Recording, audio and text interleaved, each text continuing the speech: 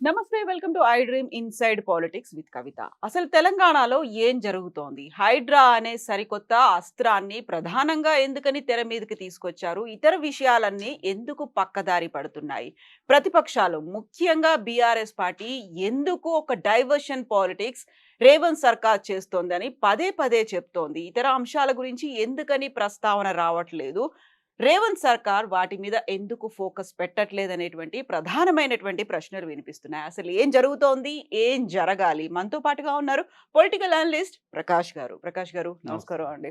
So తెలంగాణకి సంబంధించి హైడ్రా అనేది కేవలం ఒక డిజాస్టర్ అంటే చెరువుల్ని కాపాడడమే కాదు డిజాస్టర్ మేనేజ్మెంట్ కూడా అనేది చెప్తోంది. భవిష్యత్ తరాల కోసం మన చెరువుల్ని కాపాడుకోవాలి. ఐడియా మంచిదే. ఎగ్జిక్యూషన్ ఎలా ఉంది? దానికి చుట్టూ ఎందుకని రాజకీయాలు జరుగుతున్నాయి? హైడ్రా ఇంట్రడ్యూస్ చేయడమే ఒక రాజకీయ దురుద్దేశం ఉంది అనేది నాకొచ్చిన ఫీడ్‌బ్యాక్. హ్మ్. ఒకవేళ ఒక ఒక మంచి పథకాన్ని ఒక రాంగ్ టైమ్‌లో ఇంట్రడ్యూస్ చేసి, ఒక చెడ్డ పేరు తెచ్చుకున్నాడు కేసీఆర్. ఓటమి కూడా పాలయ్యాడు. హ్మ్. అందులో అది పెద్ద పాత్ర ఉంది. దళిత బంధు. ఒక మంచి స్కీమ్ అది. ఆయనే దాన్ని ఎలక్షన్స్ ముందు ఇంట్రడ్యూస్ చేస్తే మళ్ళీ మూడోసారి ముఖ్యమంత్రి అయ్యేవాడు. ఆయన ఈటెల రాజేందర్‌ను కొట్టడం కోసం ఆ కాన్స్టిట్యుయెన్సీలో ఫస్ట్ ప్రయోగాత్మకంగా ఇంట్రడ్యూస్ చేశాడు. ఉప అంత ఎన్నికల టైంలో. అంతకంటే ముందు 1, 2 వాసాలమర్రి లాంటి ఊర్లో చేసినా గూడా అందరికి తెలుసు అది రాజేందర్ కోసమే అక్కడ ఇంట్రడ్యూస్ చేశాడు. హ్మ్. అది ఫెయిల్ అయిపోయిందది. అర్థం చేసుకోవడంలో ప్రజలు విఫలమైండ్రు. ఉద్దేశ్యం మాత్రం చాలా మంచిది. హైడ్రా గూడా అంతే. హ్మ్. హైడ్రా అనేది మంచి ఉద్దేశ్యం. కానీ దాన్ని కేసీఆర్ దళిత బంధు ఇంట్రడ్యూస్ చేసే ముందు చాలా ఎక్సర్సైజ్ చేశాడు. బట్ హైడ్రా అనేది ఆయన అధికారులతోనే ఎక్సర్సైజ్ చేశాడు. హ్మ్. హైడ్రా అనేది మంచి స్కీమ్ అయినా గూడా దాని చరిత్రను అర్థం చేసుకోవడంలో రేవంత్ రెడ్డి ప్రభుత్వం విఫలమైంది. తర్వాత గతంలో జరిగిన ఈ ఆక్రమణలు ఏవైతున్నాయో అవి ఎట్లా జరిగినాయి? ఎందుకు జరిగినాయి? దానికున్న శాస్త్రీయ కోణం ఏంది? చారిత్రక కోణం ఏంది? ఏది గూడా ఆయన పట్టించుకోలేదు. హ్మ్. తర్వాత ఎన్నో సంక్లిష్టతలతోని ఉన్న సబ్జెక్టును అకస్మాత్తుగా ఇంట్రడ్యూస్ చేశాడు. హ్మ్. అయితే ఇదేంటంటే బాగా డిబేటబుల్ అంశం కానుండే. ఇంట్రడ్యూస్ చేసే ముందే కొన్ని వార్నింగ్స్ అవసరం ఉండే. హ్మ్. ముందే ఆహ్, ఎవ ఎ ఒక బేస్ ఇయర్ ఏందనేది పెట్టుకోవాల్సి ఉండే. తర్వాత ఆక్రమణలల్ల ఏ మేరకు మనం ఇంటర్ఫియర్ కావాలనేది ఆలోచించాల్సి ఉండే. ఆహ్, ఈ పేద ప్రజలు ఏసుకున్న గుడిసెలు, తర్వాత వాళ్ళ గవర్నమెంట్ గతంలో ఇచ్చిన పట్టాలు, ఈ విషయాలన్నీ పట్టించుకోవాల్సి ఉండే. ఏది చేయకుండా రాత్రికి రాత్రి ఒక 'నాగార్జున' లాంటి సెలబ్రిటీ ఇన్‌కన్వెన్షన్ కూల్చేస్తే అందరూ భయపడతారన్న పద్ధతిలో అది జరిగిందది. దీని వెనుక దురుద్దేశాలు ఒక 2, 3 రకాలు నాకు కనబడుతుంది. నంబర్ 1 ఏంటంటే, సిటీలో ఎమ్మెల్యేలందరూ ఆల్మోస్ట్ ఒక్క ఎమ్మెల్యే తప్ప అంటే మజ్లిస్ వాళ్ళే 6 పోగా హ్మ్. ఒకే ఒక్క ఎమ్మెల్యే ఇబ్రహీంపట్నంలో కాంగ్రెస్ గెలిచింది. మొత్తం ఔటర్ రింగ్ రోడ్ చుట్టూ, ఔటర్ రింగ్ రోడ్ లోపల అందరూ బీఆర్ఎస్ ఎమ్మెల్యేలు గెలిచింది హ్మ్. బీజేపీ.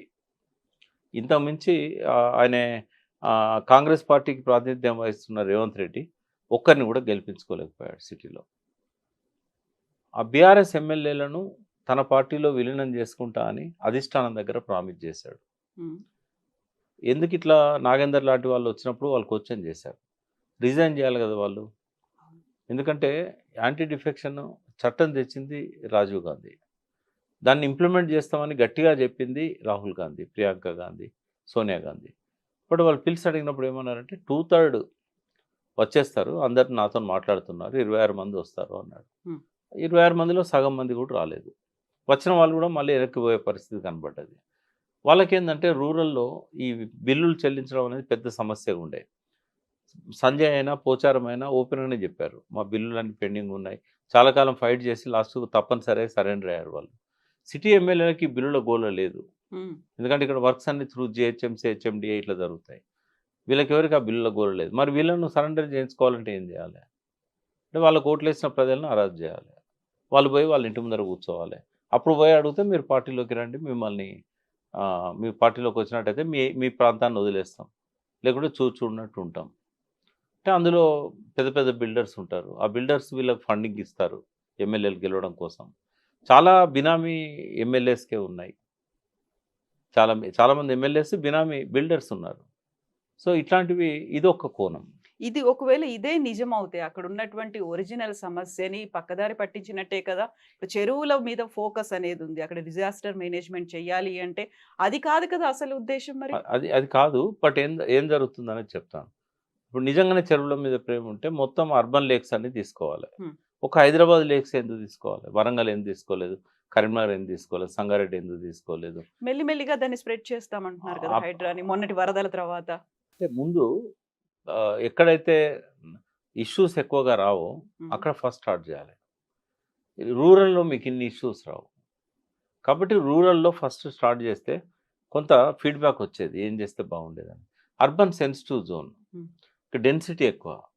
కాబట్టి ఇక్కడ కబ్జాలు కూడా ఎక్కువైన సంగతి రేవంత్ రెడ్డి గారికి తెలుసు. రియల్ ఎస్టేట్ గురించి కేసీఆర్ గారికి కూడా రేవంత్ రెడ్డి గారికి ఉన్నంత అవగాహన లేదు. కాబట్టి ఆయనకు ప్రతి క్షుణ్ణంగా తెలుసు ఆయనకు. ఎక్కడెక్కడ చెరువులలో ఆక్రమించుకున్నారు, ఎక్కడెక్కడ బఫర్ జోన్లలో కడుతున్నారు, ఏ బిల్డర్స్ ఎక్కడెక్కడ కబ్జాలు చేశారు. ఈ బిల్డర్స్‌లలో కూడా ఎక్కువ మంది కేటీఆర్ గారితో, బీఆర్ఎస్‌తో ఆ రోజుల్లో పనులు తీసుకున్న ఫ్రెండ్లీ బిల్డర్సే ఎక్కువున్నారు. హ్మ్. అది కూడా ఒక కారణం కావచ్చు. ఎలక్షన్ అప్పుడు ఆయన ఏమన్నా ఫండ్ అడిగాడో, వాళ్ళేమన్నా ఇవ్వలేదో. ఎందుకంటే ఇవన్నీ జరుగుతా ఉంటాయి. ఇప్పుడు చాలామంది అంటే సడెన్‌గా మనకు హై రైజ్ బిల్డింగ్స్ అన్నీ కూడా 2014 తర్వాతనే వచ్చినాయి. అంతకుముందు కొన్ని ఉండే. బట్ 2014, 24 మధ్యలోనే ఫైనాన్షియల్ డిస్ట్రిక్ట్ అంతా కూడా పైకొచ్చింది. అంటే 30 floors, 40 floors, 50 floors high rise buildings అన్నీ ఆ టైంలో వచ్చినాయి. ఈ లావాదేవీలు ఆర్థిక కోణం కూడా దాని వెనకాల ఉంది. ఒకటమ్మా, ఒక నిష్కలంకమైన దేశభక్తుడు ఏ పని చేసినా కూడా అతను మంచి కోసం చేసిండనుకుంటారు. అన్ని అవగాహనలున్న రాజకీయ నాయకులు ఏ పని చేసినా కూడా, మంచి పని చేసినా కూడా ఆ స్వార్థం కోసమే చేశాడు, దీని వెనకాల ఏదో ఉంది అనేది అనుకుంటాడు. నేను కూడా అందులో ఒక భాగమే. ఎందుకంటే వీళ్ళ లోపల ఎవ్వరి లోపల కూడా హ్మ్. నేను నిజాయితీని తక్కువ చూస్తా, అవకాశవాదాన్ని ఎక్కువ చూస్తా. ఇప్పటిదాకా పరిపాలించిన ఎవరైనా కానియండి ఎక్సెప్షన్. No exception. హ్మ్. అంటే రేవంత్ రెడ్డిని కూడా అట్లనే చూస్తాను. దీని వెనకాల ఈ కోణం ఉంది, స్వార్థ కోణము. లేకపోతే ఒక సెలబ్రిటీ మీదనే ఫస్ట్ ఎందుకు అటాక్ చేస్తాం? హ్మ్. నిజంగానే అతను మొత్తం ఎన్‌కన్వెన్షన్ ఎఫ్‌టీఎల్‌లో కట్టింటే నేను కూడా అప్రిషియేట్ చేస్తాను. ఎంతమ్మా కొంచెం ఆ ఎన్‌కన్వెన్షన్ స్థలంలో నాట్ ఈవెన్ 5% బఫర్ జోన్‌లో ఉన్నది గానీ, ఎఫ్‌టీఎల్‌లో ఉన్నది గానీ 5%. 95% ఎట్లా కూలగొడతావు? అది కూడా కోర్ట్‌లో కేస్ పెండింగ్ ఉండంగా స్టేటస్ క్వో ఆర్డర్ ఉండంగా ఎట్లా చేస్తారు? అంటే ఇంత ఆదరబాదరగా స్టడీ చేయకుండా తెలిసి తెలిసి కూడా తెలవనట్టుగా ఈ అటాక్ చేయడం పోలీసులను తీసుకుపోయి, ఇదేందంటే అందరూ సంతోషపడతారు. చెరువులో కట్టిండు నాగార్జున అని చెప్పి ఆయన బ్లేమ్ చేయడం. కేసీఆర్ చేయలేని పని తాను చేసిండని ఎగ్జాక్ట్‌లీ. చెప్పడం. అప్పుడు కేసీఆర్ కూడా ఇదే ప్రయత్నం చేశారు. ఇది బఫర్ జోన్‌లో ఎఫ్‌టీఎన్‌లో వస్తుంది కాబట్టి కూల్చే ప్రయత్నాలు అప్పుడు జరిగాయి. ఏది కాకపోతే కాంపౌండ్ ఏదో వాలే. అప్పుడు కూల్చారు కూడా కదా! ఒప్పందాలున్నాయి కాబట్టి వెనక్కడుగేశారు అని. లేదు. ఎంతవరకైతే బఫర్ జోన్‌లో వచ్చిందో అది కూల్చారప్పుడు. జస్ట్ గోడ. హ్మ్. అంటే ఆయనేందంటే నువ్వు నువ్వు 100% తప్పు చేసినోడిని క్షమించడు. 5% తప్పు చేసినోడిని క్షమిస్తాడాయన. బట్ దానికి కూడా ఏందంటే ఆల్టర్‌నేటివ్ ఏదో ఉంటది కదా! రెగ్యులరైజ్ చేయడమో, లేకుంటే దానికేదైనా పెనాల్టీ ఇయ్యడమో ఏదో ఒకటి ఉంటది. బట్ 5% ఎఫ్‌టీఎల్ బఫర్ జోన్‌లో వస్తే హ్మ్. 95% కూలగొట్టే రైట్ ఎవరిచ్చారు రేవంత్ రెడ్డికి? అంటే దీన్ని పక్కకు పెడదాం. హ్మ్. అసలు హైడ్రాలో జరుగుతున్న తప్పులు నేను చెప్తాను. ఒక మంచి ఆఫీసర్‌ని పెట్టారు. అందులో ఎటువంటి అనుమానం లేదు. హ్మ్. నేను కూడా మన ఇంటర్వ్యూ అయిన తర్వాత లాస్ట్ టైమ్ హైడ్రా మీద నేను పర్సనల్ కూడా మాట్లాడాను రంగనాథ్ రంగనాథ్ గారితో. గారితో. ఓకే. మాట్లాడాను. ఏ సమస్యలు వచ్చే అవకాశం ఉందనేది కూడా చెప్పాను నేను. హ్మ్. హ్మ్. ఒకటేందంటే చట్టాన్ని సమగ్రంగా తయారు చేయాలి. ఇప్పుడు గవర్నమెంట్ ఆర్డర్ కూడా ఇంప్లిమెంట్ చేయదగిందే. చేయలేనిదని నేను అనను. కానీ ఆదరబాదరగా ఇచ్చిన ఆర్డర్ కంటే ఒక బలమైన చట్టాన్ని తయారు చేసుకొని ఇంప్లిమెంట్ చేస్తే చాలా ఉంటది. ఈ చట్టాన్ని తయారు చేసేటప్పుడు ఏం చేయాలి? ఇప్పుడు అది లేనందువల్ల ఏం నష్టం జరుగుతున్నది? హ్మ్. ఇప్పుడు చాలా ఏరియాలలో భూములు కబ్జా పెట్టుకొని ఎవరు తెలంగాణ నలుమూలల నుంచి పని వెతుక్కుంటూ వచ్చిన వాళ్ళు, ఒరిస్సా నుంచి వచ్చిన వాళ్ళు, శ్రీకాకుళం నుంచి వచ్చిన వాళ్ళు, ఛత్తీస్‌గఢ్ నుంచి వచ్చిన వాళ్ళు, బీహార్ నుంచి వచ్చిన వాళ్ళు, లక్షల సంఖ్యలో ఉన్నారు హైదరాబాద్ సిటీలో. వీళ్ళంతా బస్తీలు ఏర్పాటు చేసుకున్నారు. హ్మ్. ఈ బస్తీలు ఏర్పాటు చేసుకోవడం అనేది నిజాం కాలం నుంచి జరుగుతూ వచ్చింది. ఇప్పుడు దాదాపుగా 2000 పైన బస్తీలున్నాయి. చాలా వరకు నాలాల మీదనో, ఎఫ్‌టీఎల్ లోపలనో, లేకుంటే బఫర్ జోన్‌లలో కట్టుకున్న ఇవి ఉంటాయి. మెల్లమెల్ల ఏం చేశారు వాళ్ళు? వాటర్ కనెక్షన్ ఎందుకంటే ఆడ ఎలక్షన్‌ల కోసం నాయకులు పోతారు గదా! ఫస్ట్ నాయకుడు ఏం చేస్తాడు? వాళ్ళందరినీ ఓటర్ లిస్ట్‌లో ఎన్రోల్ చేస్తాడు. ఓటర్ లిస్ట్‌లో వచ్చిన తర్వాత వానికి ఆధార్ కార్డ్ వస్తది. ఆధార్ కార్డ్ ఆధారంగా పాన్ కార్డ్ తీసుకుంటాడు. తర్వాత ఎలక్ట్రిసిటీ కనెక్షన్ తీసుకుంటాడు. తర్వాత డ్రైనేజ్ తీసుకుంటాడు. ఆ ఎమ్మెల్యేనే ఏస్తాడు. ఎందుకంటే వాస్తవంగా ఓట్లు బంగ్లాలో ఉన్న వాళ్ళు తక్కువగా వేస్తారు. 100 మందిలో 5గురు ఏస్తారు బంగ్లాలో ఉన్నవాళ్ళు. బస్తీలలో ఉన్న వాళ్ళు 100కి 95 మంది ఏస్తారు. హైదరాబాద్ సిటీలో ఆ 35% నుంచి 50%, 55 దాకా ఓటింగ్ శాతం పోద్దంటే అది కేవలం బస్తీలలో వాళ్ళది ఎక్కువ. మీరు బంజారాహిల్స్ బూతులు చూడండి. ఇది బంజారాహిల్స్ ఎట్లున్నది అప్ అండ్ డౌన్. వ్యాలీ ఉంది, హిల్ ఉంది. హిల్‌లో ఉన్న వాళ్ళు ఎన్నడూ లైన్‌లోకి వచ్చి ఓట్లేయరు. సెలబ్రిటీలు కేవలం ఏందంటే జనం దృష్టి వాళ్ళ మీద ఉంటది కాబట్టి చిరంజీవి గారో లేకుంటే వెంకటేష్ గారో వీళ్ళంతా వస్తారు. వాళ్ళని చూపెడతారు మనం. బట్ వాళ్ళు తప్ప ఎప్పుడన్నా మనము సత్యం రామలింగరాజు పోలింగ్ బూత్‌లో వచ్చి ఓటేసింది చూపెట్టినామా? లేకుంటే మెగా కృష్ణారెడ్డి గారు ఆయన వైఫ్ పోలింగ్ బూత్‌లో నిలబడి ఓట్లేసుడు మనం చూపెట్టామా? ఎప్పుడు చూపెట్టలేదా మనం? ఎవ్వరు రారు. యూజువల్‌గా ప్రతిసారి లెక్కల్లో కనిపించేది కూడా ఇదే కదా! అసెంబ్లీ ఎన్నికలు కావచ్చు, పార్లమెంట్ ఎన్నికల్లో మిగతా చోట్ల కంటే జూబ్లీ హిల్స్‌లో చాలా తక్కువ నమోదవుతుంది. లెస్ థాన్ అది 50% కూడా అనేది. కింద లోయర్‌లలో ఉన్న బస్తీలు. హ్మ్. ఒక్కొక్క బిల్డింగ్ వెనకాల 50 కుటుంబాలుంటాయి డౌన్‌ల. గుట్ట మీద ఉన్నోళ్ళని చూస్తున్నాం మనం. గుట్ట కింద ఉన్నోళ్ళు వాళ్ళు ఓటేసేది. ఆ బూతులలోనే పర్సెంటేజ్ 80% అవుతది. వీళ్ళకు వీళ్ళ ఓట్ల కోసం నాయకులు ఏం చేస్తారంటే అన్నీ వాళ్ళ కోసం చేస్తారు. డ్రైనేజీ, ఎలక్ట్రిసిటీ ఇవి అవి అన్నీ. లాస్ట్‌కి ఏం చేస్తారంటే ముఖ్యమంత్రి దగ్గర పోయి పట్టాలు కూడా ఇప్పిస్తారు వాళ్ళకి. మరి ఇవన్నీ ఇట్లా పట్టాలు ఇచ్చినాయి కదా! హ్మ్. ఈ చెరువులలో. ఇప్పుడు అల్వాల్ చెరువులో పట్టాలు ఇచ్చారు. అన్ని చెరువులు సిటీలలో చుట్టూ ఎన్ని చెరువులు అయితున్నాయో అన్నిట్లో పట్టాలు ఇచ్చారు. ఇప్పుడు అక్కడ ఒక అపార్ట్మెంట్ వస్తే మనకు బహుళ అంతస్తుల భవనం కాబట్టి టక్కన మనం క్యాచ్ చేస్తాం. కానీ అక్కడున్న స్లమ్స్ హ్మ్. ఎన్నో స్లమ్స్ చెరువులలో పడ్డాయి. 800 చెరువులమ్మా. ఇప్పుడు 180 ఉన్నాయి. 185 ఉన్నాయి. 185 మనం నోటిఫై చేయడానికి వీలుగా ఉన్నాయి. టీఆర్ఎస్ గవర్నమెంట్ ఉన్నప్పుడు అందులో 52 చెరువులు నోటిఫై చేసింది. మిగతా ఎందుకు చేయలేదు అనంటే అక్కడ కొన్ని రెవెన్యూ ఇష్యూస్ ఉన్నాయి. అంటే ఫస్టు రేవంత్ రెడ్డి గారు అర్థం చేసుకోవాల్సింది ఎంటైర్ భారతదేశం డిఫరెంట్. హ్మ్.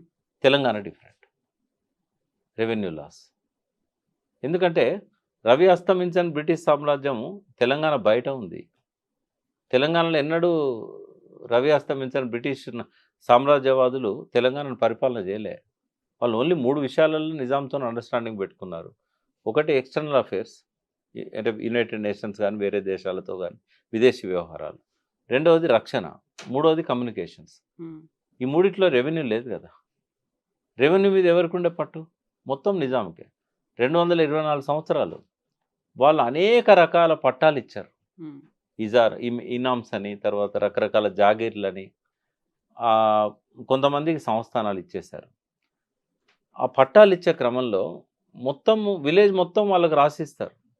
అందులో ఎన్ని చెరువులున్నా, ఎన్ని కొండలున్నా, గుట్టలున్నా, గ్రానైట్ గనులున్నా అవన్నీ గూడా వాళ్ళే. పట్టదారులే. ఎక్కడ లేదిట్లా. బ్రిటిష్ వాళ్ళ పీరియడ్‌లో వాటర్ బాడీస్‌కి అది గవర్నమెంట్ కింద డిక్లేర్ చేశారు. హిల్స్‌ని గవర్నమెంట్ కింద డిక్లేర్ చేశారు. కానీ తెలంగాణలో అట్లా లేవు. కాబట్టి ఫస్ట్ ఆ చరిత్రను అర్థం చేసుకోవాలి. హ్మ్. దాదాపు 90% చెరువులలో ఉన్న భూములు రైతుల పట్టా భూములు. అయితే చెరువులో పట్టా భూమి ఉన్నప్పుడు కన్‌స్ట్రక్షన్ చేయకూడదనేది ఫస్ట్ టైమ్ సుప్రీంకోర్ట్ ఇచ్చిన జడ్జిమెంట్ ద్వారా వాళ్ళు ఇచ్చిన కొన్ని గైడ్‌లైన్స్ ద్వారా అమల్లోకొచ్చింది. అది 90స్‌లో. మరి అంతకంటే ముందు హ్మ్. 50 ఏండ్ల నుంచి సమైక్య రాష్ట్రం ఏర్పడ్డప్పటి నుంచి గూడా, అంతకంటే ముందు నుంచి గూడా ఈ వలస వచ్చిన వాళ్ళంతా గుడిసెలేసుకున్నారు, బంగ్లాలు కట్టుకున్నారు, నల్లా కనెక్షన్ వచ్చిన కాలనీలు తర్వాత ఏర్పడ్డాయి. కాలనీలు అయిపోయినాయి. మరి ఏది క్రైటీరియాగా తీసుకోవాలి? ఇప్పుడు చెరువుల్లో నీళ్లున్నా గూడా ఇది పట్టా భూమి అని చెప్పి హైకోర్ట్ డైరెక్షన్ ఇచ్చింది. పర్మిషన్‌లు ఇయ్యమని. బతుకమ్మ కుంట అట్లే మాయమైంది. నేను అవును. ఫస్ట్ టైమ్ హైదరాబాద్ 78లో నేను ఇక్కడున్నాను. 78లో బతుకమ్మ కుంట మీదకెళ్ళి పోయేటోడిని నేను. పోయేటప్పుడు నీళ్లుండేది. చాకలి వాళ్ళు బట్టలు ఉతికేవాళ్ళు. బతుకమ్మ పండుగ వచ్చేదంటే అక్కడ పండుగ జరిగేది 9 రోజులు. మరి ఆ బతుకమ్మ కుంటలో బిల్డింగ్స్ ఎట్లా వచ్చినాయనంటే కోర్ట్ డైరెక్షన్. చాలామంది ఫైట్ చేశారప్పుడు. హ్మ్. సేవ్ లోక్ సొసైటీ అనేది సేవ్ లేక్ సొసైటీ అప్పటి నుంచి ఉన్నది. సేవ్ రాక్ సొసైటీ ఉంది. ఆ! వీళ్ళెప్పుడు సేవ్ అవర్ అర్బన్ లేక్స్ అనేది ఉంది. ఆ! సేవ్ అర్బన్ లేక్స్ ఉన్నది. వ్యాస్ గారు అని ఉండేవాడు. కొత్త మన కొత్తపేట హుడా కాంప్లెక్స్‌లో. బాగా ఫైట్ చేసేవాడాయన. అంటే ఇట్లా ఎంతోమంది పర్యావరణవేత్తలు కూడా ఫైట్ చేశారు. బట్ అప్పుడు ఒక ప్రొటెక్టెడ్ లాస్ అనేటివి లేవు. హ్మ్. ఎన్విరాన్మెంట్ లాసే ఫస్ట్ టైమ్ 86లో భారతదేశంలో ఇంట్రొడ్యూస్ చేశారు. సో నదులను పరిరక్షించాలి, జలాశయాలను పరిరక్షించాలి అనే కాన్సెప్టు ఎప్పుడూ లేకుండే. ఇక పట్టా భూమిలో ఇల్లు కట్టుకునే హక్కు పట్టదారుకు ఉంటుంది. దాన్ని దేనికైనా అమ్ముకునే హక్కు ఉంటుంది. ఉమ్, కాబట్టి చట్టాల్లో ఏముందో హైకోర్టు కానీ సుప్రీంకోర్టు కానీ వాటినే గౌరవిస్తాయి. సుప్రీంకోర్టు జడ్జిమెంట్ ఏమిచ్చింది, అది ఎవరి ల్యాండ్ అన్నా కానివ్వండి, ఉమ్, అది అది ప్రభుత్వ ల్యాండ్ అయినా కానివ్వండి, ప్రైవేట్ ల్యాండ్ అయినా కానివ్వండి, వాటర్ బాడీస్ అన్నిటిని ప్రొటెక్ట్ చేయాలి. ఎఫ్టీఎల్ పరిధిలో కాంక్రిటైజేషన్ చేయకూడదు. అది జలవనరులు లాంటి అందరి సంపద. ఉమ్, కాబట్టి రెస్ట్రిక్ట్ చేస్తే ఏమన్నారంటే వాటర్ రిసీడ్ అయిన తర్వాత ఆ పట్టాదారు అక్కడ వ్యవసాయం చేసుకోవచ్చు. కానీ ఎటువంటి కాంక్రిటైజేషన్ పట్టాదారు కూడా చేయడానికి వీల్లేదు. గవర్నమెంట్ చెరువులో గవర్నమెంట్ కూడా దాన్ని ధ్వంసం చేసి కన్స్ట్రక్షన్ చేయడానికి వీల్లేదు. అలాంటప్పుడు మన దగ్గర జిహెచ్ఎంసీ మెయిన్ ఆఫీస్ కావచ్చు, బుద్ధ భవన్ కావచ్చు, ఇవన్నీ అలా పోయినవే. ఇవన్నీ ట్యాంక్ బండ్ చుట్టూ అంత ముందు కట్టారు. ఆ, అంటే ట్యాంక్ ఈ బండ్ దగ్గర ఉన్నటువంటి సుప్రీంకోర్టు జడ్జిమెంట్ రాకముందు కట్టారు. ఉమ్, అందుకే ఇక్కడ ఐమాక్స్ థియేటర్ కానీ, ఎన్టీఆర్ సంబంధించిన సమాధి అవును. కానీ ఇవన్నీ ఎఫ్టీఎల్నే ఉన్నాయి. ఉమ్, ఇవన్నీ అంటే అంతకుముందు సెక్రటేరియట్ అనేది నిజాం పీరియడ్లో కట్టారు కాబట్టి అది గడ్డ మీద ఉంది. బట్ ఆ జలదృశ్యం దాని పక్కన ఉన్నాయి ఇవన్నీ కూడా ఎఫ్టీఎల్లోకి వస్తాయి. ఉమ్, ఆ బోట్స్ క్లబ్ అయితే కంప్లీట్ అలానే ఉంది కదా హుస్సేన్ సాగర్లో. ఇవన్నీ పాత నిర్మాణాలు. ఉమ్, అంటే ప్రభుత్వం ఏం చేయాల్సి ఉండే, సుప్రీంకోర్టు జడ్జిమెంట్ వచ్చిన ఇయర్ను బేస్ ఇయర్గా పెట్టుకోవాల్సి ఉండే. ఎందుకంటే అంతకుముందు ఈ రూల్ లేదు కదా. ఎవరిని బ్లేమ్ చేస్తాం ఆ రూల్ లేనప్పుడు? అప్పుడు ఇచ్చిన కలెక్టర్ను బ్లేమ్ చేయలేం, హైకోర్టును బ్లేమ్ చేయలేం. కాబట్టి ఈ గైడ్ లైన్స్ అనేవి చాలా ఆలస్యంగా పొందుపరిచారు. సుప్రీంకోర్టు గైడ్ లైన్స్ వచ్చే నాటికి ఎన్ని చెరువులు ఉన్నాయి? ఉమ్, నాట్ ఈవెన్ 200. మీకు కూడా చాలాసార్లు ఏమంటున్నారు, టీఆర్ఎస్ ప్రభుత్వం వచ్చినాక విధ్వంసం ఎక్కువైంది అని అంటున్నారు. తప్పది. టీఆర్ఎస్ ప్రభుత్వం వచ్చిన నాడు లెక్కలేస్తే నేను అదే శాఖలో చైర్మన్ ఉన్నాను. వాళ్ళతో ఇంటరాక్ట్ అయినప్పుడు వాళ్ళు చెప్పింది ఏంటంటే 2014 నాటికి మిగిలిన చెరువులు 125. ఇప్పుడు కూడా అవే ఉన్నాయి. ఈ మొత్తం 10 ఏళ్ల కాలంలో ఒక్క చెరువు అన్న అదనంగా మాయమైంది అని అంటే దేనికైనా సిద్ధం. ఆనాడు ఇప్పుడు శాటిలైట్ ఇమేజెస్ కూడా ఉంటాయి. చెరువుల్లో విస్తీర్ణం కొంచెం తగ్గిపోయింది అనేదానికి నేను ఏకీభవిస్తాను. ఉమ్, ఇప్పుడు కొంతమంది ఇన్ఫ్లుయెన్స్ చేసి జిహెచ్ఎంసీలో కానీ అధికారులను కానీ మంత్రులను కానీ ఎమ్మెల్యేల జోక్యంతో ఎమ్మెల్యేల కుటుంబ సభ్యులు కూడా ఒత్తిడి చేసి కొంత ఆక్రమణకు గురి చేస్తే చేయొచ్చు. కొన్ని చెరువులలో 70 ఎకరాలు ఉండాల్సింది 2014లో 70 ఎకరాలు ఉంటే ఇప్పుడు 65 ఎకరాలు ఉండొచ్చు. కానీ మొత్తం చెరువులను మాయం చేసిన సంఘటన లేదు. ఇంకోటి కూడా చాలా క్లియర్ చేయాల్సిన అవసరం ఉంది. కొంతమంది సోషల్ మీడియాలో కూడా వాళ్ళ ఇష్టం వచ్చినట్టుగా వ్యాఖ్యలు చేస్తూ ఉన్నారు. అంటే ఎంత ఘోరంగా ఉంటాయంటే అవి. కాంగ్రెస్ పత్రిక ఇవాళ వెలుగును మనం కాంగ్రెస్ పత్రిక అనుకుంటాం. ఎందుకంటే ఆయన వినోదాలు ఉన్నాడు, వివేక్ అందులో ఉన్నాడు కాబట్టి. అంటే అధికార పత్రికలో మిస్టేక్స్ రాకూడదు. ఫిరంగినాలాను జన్వాడలో కబ్జా పెట్టాడు కేటీఆర్ అని రాశారు. ఫిరంగినాల అక్కడ లేనే లేదు కదా, అడిదికుండానే ఉండదు ఫిరంగినాల. అది తెలుసుకోకుండా అట్లా రాయకూడదు ఒక బాధ్యత గల పత్రిక. రెండవది మాట్లాడేటప్పుడు ఏమంటున్నాయి సోషల్ మీడియాలో కొంతమంది ఏం చెప్తున్నారంటే ఈ కార్పొరేట్ కంపెనీస్కి సిఎస్ఆర్ ఫండ్స్ వినియోగించుకోవడానికి వీలుగా 50 పైన చెరువులను దత్తతిచ్చారు అని చెప్తున్నారు. వాటి వల్ల ప్రొటెక్ట్ అయినాయమ్మా. వాళ్ళకి ఇచ్చిన చెరువు కట్ట నుంచి ఎఫ్టీఎల్ ఇదంతా వాళ్ళకి ఏదైతే మార్క్ చేసి ఉన్నది ఉన్నట్టుగా అప్పచెప్పారో దానిలో కబ్జాలు చేయమని కాదు అది. ఇప్పుడు దానికి సైకిల్ ట్రాక్ కానీ వాకింగ్ ట్రాక్ కానీ వేయడం వల్ల కబ్జాలు ఆపడానికి అది. ఇప్పుడు దాని రౌండ్ ఐడెంటిఫై చేసి ఒకసారి ట్రాక్ వేసాక కబ్జా చేయగలుగుతారా? ఆ ట్రాక్ను దాటి చెరువులో వచ్చి గుడిసెలు వేస్తారా? ఇవన్నీ కూడా ఏంటంటే అభూత కల్పనలు చేసి పోయిన గవర్నమెంట్ని బ్లేమ్ చేసే ఒక కుట్ర జరుగుతూ ఉంది. వాస్తవంగా సిఎస్ఆర్కి ఇవ్వడం వల్ల చెరువు ప్రొటెక్ట్ అవుతుంది. వాళ్ళకి ఇచ్చిన ఇన్స్ట్రక్షన్స్లోనే ఉంటుంది అదంతా. దాన్ని బఫర్ జోన్లో వాళ్ళు ఏమైనా కబ్జాలు చేశారంటే కేసు పెట్టవచ్చు. వాళ్ళ చేతిలో ఉన్న చెరువు కాబట్టి బఫర్ జోన్లో కబ్జా చేశారని. కానీ కట్టను విధ్వంసం చేయడం కానీ ఎఫ్టీఎల్ లెవెల్ తగ్గేయడం కానీ ఇవన్నీ ఏది జరగట్లేదు. ఇట్లాంటివన్నీ కొన్ని అపోహలు ఉన్నాయి. బట్ ఐడెంటిఫై చేయాలి. ఇంకోటి ఈ మధ్య ఇవాళనే పేపర్లో చూసా, ఓ డ్రోన్ లాంటిది ఏదో ఒక టెక్నాలజీ వచ్చింది, అది మొత్తము చెరువు ఎఫ్టీఎల్ను కానీ ప్రతి దాన్ని కూడా రికగ్నైజ్ చేస్తాను. నేనేమంటున్నా, రేవంత్ రెడ్డి ఏం చేసినా కూడా ఎఫ్టీఎల్ విషయంలో మాత్రం ఆయనే ఒక బౌండరీని ఫిక్స్ చేయలేడు. ఎందుకు అంటే 4 రకాలుగా ఎఫ్టీఎల్ని ఫిక్స్ చేయొచ్చు. ఒకటి నిజాం కాలం నాటి మ్యాప్స్ ఆధారంగా, అప్పటి మెమైర్స్ ఉన్నాయి, ఇరిగేషన్ మెమైర్స్, చెరువులు అన్నిటి మెమైర్స్ ఉన్నాయి, చాలా వరకు ఉన్నాయి. రెండవది కట్ట ఎత్తు ఎంత ఉన్నది అనే దాన్ని బట్టి వాటర్ ఎంత స్టోర్ అవుతుంది అనేది. మూడవది మత్తడి ఎంత హైట్‌లో ఉంది, అలుగు దున్నేటప్పుడు ఎంత నీళ్లు స్టోరేజ్‌లో ఉంటాయి. దాన్ని బట్టి కూడా చేయొచ్చు. లేదు ఎగ్జిస్టింగ్ వాటర్ ఎంత స్టోర్ అయి ఉన్నదనే దాన్ని బట్టి కూడా చేయొచ్చు. నువ్వు ఏదో ఒక నిబంధన పెట్టాలి. ఈ నిబంధన ప్రకారం చేయండి అని చెప్పాలి. హ్మ్. అట్లా చెప్తే ఏమైద్దంటే మిగతా నిబంధనల ప్రకారం ఇంతకుముందు ఫిక్స్ చేశారు కాబట్టి అదే ఎఫ్టీఎల్ పెట్టమని వీళ్ళు హైకోర్టుకెళ్తారు. అది ఎప్పటికీ ఒక జటిలమైన సమస్యలాగానే ఉంటది. ఈ 4 రకాలలో ఏ పారామీటర్‌ని తీసుకోవాలి? ఈ పారామీటర్స్‌లలోనే ఇన్‌ఫ్లూయెన్స్ అనేది జరుగుతది. ఒక ఎకరం బయట పడేయాలనుకోండి, అతను ఎగ్జిస్టింగ్ మత్తడిని ఆధారంగా తీసుకుంటాడు. ఎగ్జిస్టింగ్ మత్తడి ఎప్పుడో ఒక ఫీట్ తగ్గించుంటారు. వెనక వాటర్‌లో ఉన్న భూములు బయటికి రావడానికి. కాబట్టి ఈ సంక్లిష్టత అనేది ఇరిగేషన్ డిపార్ట్మెంట్‌లో ఉంది. అయితే ఇంకోటేందంటే ఇప్పుడు మీ ఇల్లు ఉందంటే 4 మూలలు ఫిక్స్ ఉంటది. ఇటు ఎన్ని ఫీట్లు ఉంది, ఇటు ఎన్ని ఫీట్లు ఉంది, ఇటు ఎన్ని ఫీట్లు ఉంది. ఫారెస్ట్ వాళ్ళ భూములకు కూడా ఫిక్స్ ఉంటది. బౌండరీస్ ఫిక్స్ అయి ఉంటాయి. ఒక్కోసారి రెవెన్యూ వాళ్ళు వీళ్ళు గొడవ పడుతుంటారు. హ్మ్. జాయింట్ సర్వేలు పెట్టుకుంటారు. ఇప్పటివరకు ఏందంటే దుర్మార్గము భారతదేశం మొత్తంలో నదులకు బౌండరీస్ లేవు, చెరువులకు బౌండరీస్ లేవు, దేనికి నాలలకు బౌండరీస్ లేవు, దేనికి లింక్ కెనాల్స్‌కు బౌండరీస్ లేవు, కాలువలకు బౌండరీస్ లేవు, హ్మ్. దేనికి బౌండరీస్ లేవు. ఫస్ట్ అది ఫిక్స్ చేయాలిగా. ఏది ఆక్రమణ అంటావు నువ్వు? నువ్వు ఫస్ట్ ఫిక్స్ చేయి. ఎఫ్టీఎల్ ఎందుకు ఫిక్స్ చేయి, దాని విస్తీర్ణం ఎంతో ఫిక్స్ చేయి. ఇవన్నీ అయినాక పట్టా భూములలో గతంలో పడ్డ ఇండ్లను కూల్చేసే హక్కు నీకెక్కడిది? హ్మ్. ఆ చెరువుల్లో ఉంటే ఉండొచ్చు. సుప్రీంకోర్టు జడ్జిమెంట్‌కి రెట్రాస్పెక్టివ్ ఎఫెక్ట్ లేదు. అల్వాల్ చెరువులో గవర్నమెంట్ పట్టాలు ఇచ్చింది. సుప్రీంకోర్టు గైడ్‌లైన్స్ రాకముందు 1970లో ఇచ్చింది. ఇంకా అంతకంటే ముందు ఇచ్చినాయి. చాలా చెరువులలో ఉన్నాయి. వాళ్ళంతా ఇల్లు కట్టుకున్నారు. వాళ్ళక్కడ 2 జనరేషన్స్ వచ్చినాయి కొత్తగా. హ్మ్. తాత ఇల్లు కట్టాడు అందులో. కొడుకు పుట్టాడు, మనవడు పుట్టాడు. మనవడు పెళ్లి చేసుకొని ఉన్నాడు ఆ ఇంట్లో. నువ్వెవరు కూలగొట్టడానికి? అడ్వర్స్ రైట్స్ కూడా వాళ్ళకొస్తాయి కదా! ఇవన్నీ చట్టవిరుద్ధమైనవి కాదా? వాళ్ళకి ఎట్లా నోటీసులు ఇస్తారమ్మా? ఇంకోటి, ఎవరు శిక్షించాలి? ఇప్పుడు మీరున్నారు. మీరు ఒక అపార్ట్మెంట్‌లో ఫ్లాట్ కొంటారు. మీరు దేన్ని ఆధారంగా కొంటారు? హ్మ్. రికార్డ్స్ అన్ని చూస్తారు. అది బాజాప్తా లీగల్ ఒపీనియన్ చూస్తారు ఫస్ట్. లీగల్ ఒపీనియన్ అడ్వకేట్ ఏం చేస్తాడు, ఇది పట్టా భూమి 1954 నుంచి రికార్డ్స్, అందులో లింక్ డాక్యుమెంట్స్ పెడతారు. క్లియర్‌గా ఉన్నాయని. క్లియర్‌గా ఉన్నాయని చెప్తాడు. మీరు బ్యాంక్ అప్రోచ్ అవుతారు. బ్యాంక్ లోన్ ఇస్తది. మీరు ఎందుకు సస్పెక్ట్ చేస్తారు ఇది తప్పు అని? హ్మ్. ఇప్పుడు వాళ్ళకి మీరు నోటీసులు ఇస్తే వాళ్ళు ఏం కావాలి? అపార్ట్మెంట్స్ కట్టినప్పుడే పర్మిషన్ ఎందుకు ఇచ్చారు? మీ సిటీ ప్లానర్ ఉంటాడు కదా!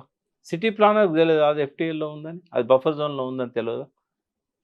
ఇప్పుడు ఎవరు తప్పు? ఎవరిని శిక్షించాలి ఫస్ట్? హ్మ్. ఫస్ట్ పర్మిషన్ ఇచ్చినోడిని శిక్షించాలి. పట్టా ఇచ్చినోడిని శిక్షించాలి. అంటే నీకు నువ్వే శిక్షించుకోవాలి. అందుకే సుప్రీంకోర్టు, మన హైకోర్టు ఒక కేసులో ఏం చెప్పిందంటే అయ్యప్ప సొసైటీ ల్యాండ్స్‌లో వాళ్ళు ఎప్పటినుంచో వచ్చి ఇల్లు కట్టుకొని, బిల్డింగ్స్ కట్టుకొని రెంట్‌లకిచ్చి వ్యాపారాలు నడుపుకుంటున్నారు. వాళ్ళకి అన్ని రకాల అనుమతులు మీరే ఇచ్చారు. హ్మ్. ఇవాళ అది ట్రస్ట్ ప్రాపర్టీ, అది కట్టుకోవడానికి లేదా, కొనుక్కోవడానికి లేదనంటే మరి ఇన్ని రోజులు మీరు ఎందుకు నిద్రపోయారు? తప్పు వాళ్ళది ఎట్లయితది? కాంట్రిబ్యూటరీ నెగ్లిజెన్స్ మీది కూడా ఉంది కదా! వాళ్ళకి తెలుసా ఇది ట్రస్ట్ ప్రాపర్టీ అని? తెలవాల్సింది రెవెన్యూ వాళ్ళకి. వాళ్ళు ఎట్లా అనుమతి ఇచ్చారు? ఇన్ని అనుమతులు ఎట్లొచ్చినాయి వాళ్ళకి? హ్మ్. కాబట్టి మీరు ఇప్పుడు ఏం చేయలేరు. కట్ ఆఫ్ డేట్ పెట్టండి. ఈ జడ్జిమెంట్ ఇచ్చే డేటే కట్ ఆఫ్ డేట్. జడ్జిమెంట్ ఇచ్చే నాటికి ఏవైతే బంగ్లాలున్నాయో అన్ని రెగ్యులరైజ్ చేయండి అని చెప్పేసింది కోర్టు. దాన్ని ఆధారం చేసుకొని మళ్ళీ మ్యానిపులేషన్స్ ఇవన్నీ తర్వాత జరిగినాయి, అది వేరు విషయం. కాబట్టి ఒక హ్యూమన్ ఫేస్ అనేది ప్రజాస్వామ్యంలో ప్రభుత్వాలకు ఉండాలి. హ్మ్. మానవీయ విలువలు లేని సర్కార్ అది ప్రజాస్వామ్య సర్కార్ కాదు. హైడ్రాలో మానవీయ విలువలు లోపించినాయి. మంచి మనిషే రంగనాథ్ గారు. రేవంత్ రెడ్డి గారు కూడా మంచి ఇంటెన్షన్‌తోనే పెట్టొచ్చు. బట్ ఇన్ని లోపాలతో పెడితే దాని హ్యూమన్ ఫేస్ ఉన్నట్టు కాదు గదా! ఇప్పుడు ప్రజాస్వామ్యంలో ప్రజలకు ఉపయోగపడే విధంగా చట్టాలు చేయాలి. ప్రజలకు ఉపయోగపడే విధంగా జీవోలు చేయాలి. ప్రజల చేత, ప్రజల వల్ల, ప్రజలచే పరిపాలించబడే వ్యవస్థను ప్రజాస్వామ్యం అంటారు గదా! మరి ప్రజలను ఇబ్బంది పెట్టడానికి రూల్స్‌ని అడ్డం పెట్టడం అనేది అది ఎట్లా ప్రజాస్వామ్యం అయితది? రూల్ బాలేకపోతే రూల్‌ని మార్చు గాని ప్రజలను శిక్షించొద్దు. హ్మ్. ప్రజల కోసం రూల్స్ ఉన్నాయి. రూల్స్ కోసం ప్రజలు లేరు. నువ్వు ఆ రూల్‌ని ఇంప్లిమెంట్ చేయడంలో పొరపాటైనప్పుడు రూల్‌ను సరిదిద్దుకోవాలి.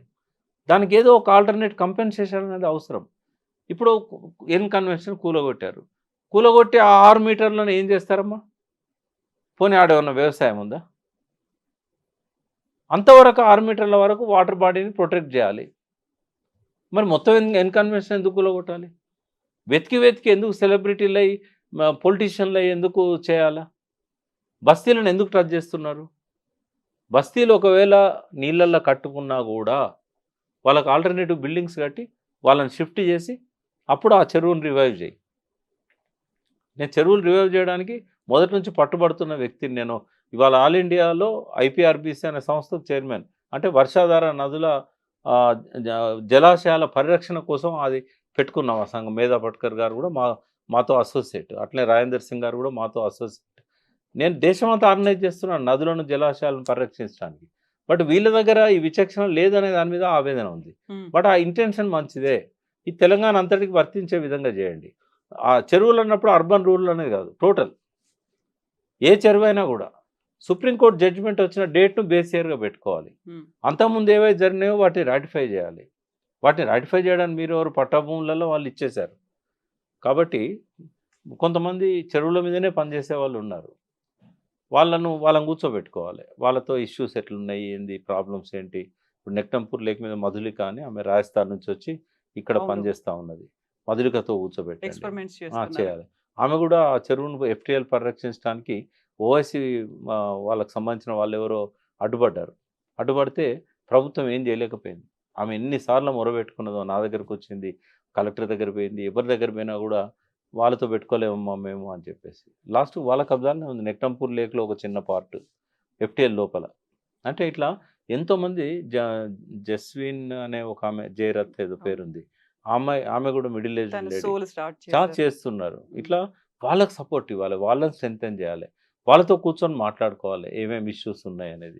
అటువంటి సంస్థలకు అప్పచెప్పాలి వాటిని. సిఎస్ఆర్ వాళ్ళు చేసేదాన్ని కూడా ఎటువంటి వాళ్ళతో సోషల్ ఆడిటింగ్ చేయించాలి. ఇప్పుడు సిఎస్ఆర్కి ఇచ్చినంత మాత్రాన అది కబ్జాలకు గురి కావడానికి వీల్లేదు. ఇప్పుడు అందరు ఆరోపణలు చేస్తున్నారు, కేటీఆర్ ఇంతమందికి అప్పచెప్పేశాడు, వాళ్ళంతా కబ్జాలు చేస్తున్నారు, బిల్డింగ్లు కడుతున్నారని. అది సోషల్ ఆడిటింగ్ చేయాలి. వాళ్ళు నిజంగానే ఇన్స్ట్రక్షన్స్ ప్రకారం ఆ బౌండరీలో ఫిక్స్ అయి ఉన్నారా, వాళ్ళు నిజంగానే వైలేట్ చేసి కడుతున్నారా, ఇటువంటి వాళ్ళతో సోషల్ ఆడిటింగ్ చేయించాలి. ఎన్జిఓస్ను